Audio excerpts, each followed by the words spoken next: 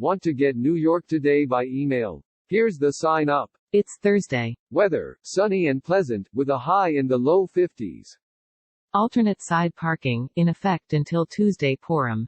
Handshakes have been replaced with elbow bumps and heart taps. About 300 students studying abroad were told to return home. Over 100 families in the New York suburbs were told to quarantine themselves.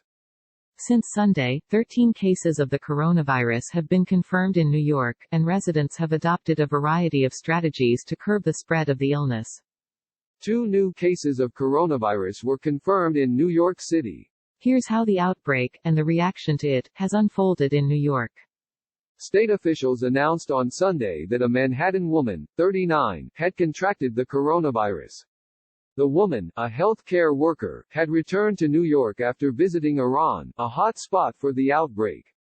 The woman, who did not take public transportation home from the airport, has been in isolation with her husband, who has tested negative for the virus, since returning.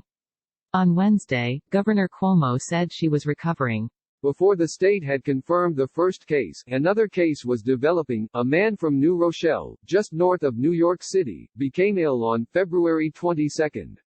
A neighbor drove him to a hospital in Westchester County on February 27. The man, a lawyer who works in Manhattan, first received a diagnosis of pneumonia, according to a person who knows him well and spoke on the condition of anonymity. But on Tuesday, state officials said he, too, had tested positive for the coronavirus. As of yesterday evening, the man, who has an underlying respiratory illness, was hospitalized at New York Presbyterian Hospital in Manhattan. Disease detectives said they were monitoring a handful of people whom the man, 50, may have exposed to the virus in Midtown, officials said. Mr. Cuomo said yesterday morning that the man's wife, his 2 children and the neighbor who drove him to the hospital had all tested positive for the virus. New York's 9 new cases of coronavirus are connected to a Westchester County man. Closing square bracket. He later said 5 other people connected to the man had tested positive, bringing the number of confirmed cases in the state to 11. Dr. Raul Perea Hens, New York City's Deputy Mayor of Health and Human Services, said the city's health department was monitoring 2,000 people who were self-quarantined after spending time in China. Many New Yorkers have been taking steps to prevent the spread of the disease. On Tuesday, transit officials began to disinfect New York City's vast network of trains and buses. The 2 schools where the New Rochelle man's children study were closed, Yeshiva University in Manhattan, which shut its doors yesterday but kept dorms open, and a Jewish day school in the Bronx, which was closed on Tuesday and Wednesday. After a family gets coronavirus, a New York suburb is gripped by anxiety. Closing square bracket. A synagogue in New Rochelle where the man worships was closed by Tuesday evening. Over 100 families who had recently attended the synagogue, Young Israel of New Rochelle, were asked to quarantine themselves. Another synagogue in Westchester County emailed its members to suggest that instead of hugs, kisses and handshakes, consider the elbow bump, slight bow, or heart tap. Mr. Cuomo said yesterday that the State University of New York and the City University of New York were bringing home about 300 students studying in China, Iran, Italy, Japan and South Korea.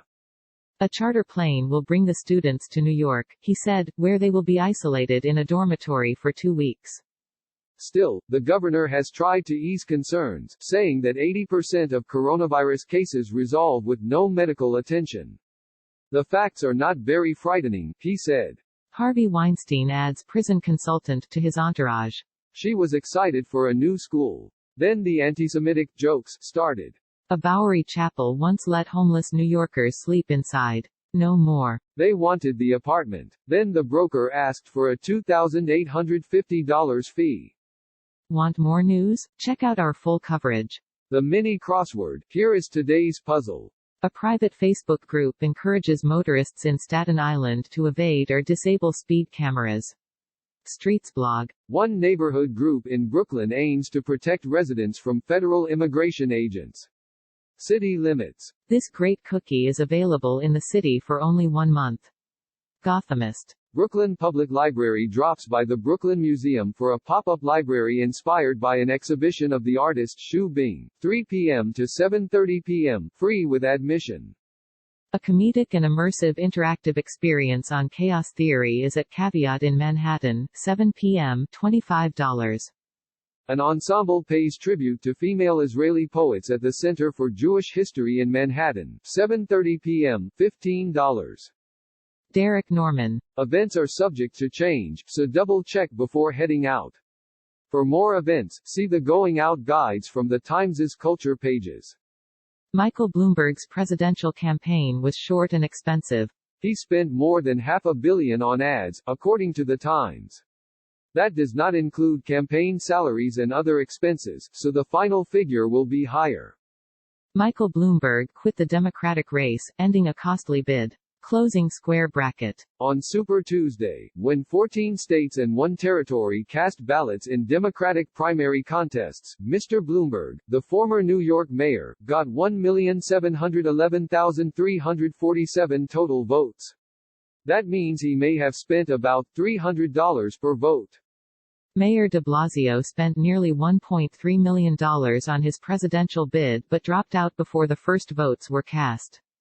It's Thursday, appreciate the little things. Dear Diary. My sister and I spent several days in New York for the holidays. On our last night in town, we decided to go back to the Turkish restaurant we had eaten at the night before. We had another excellent meal, and were served by the same waiter. As we got ready to leave, my sister told the waiter how much we had enjoyed our meals there. She added that this would be our last visit because we were leaving the city the next day. You'll be back, he said. My sister laughed and said that was unlikely because she lived in Florida. The waiter shook his head. You will be back, he insisted. We had walked about 5 blocks when I realized that I had forgotten my credit card. We retraced our steps to the restaurant. When we walked in, the waiter crossed the room and handed the card to my sister. I told you you'd be back, he said. Penny Kurtz. New York Today is published weekdays around 6 a.m. Sign up here to get it by email. You can also find it at nytoday.com. We're experimenting with the format of New York Today. What would you like to see more or less of? Post a comment or email us, nytoday@nytimes.com.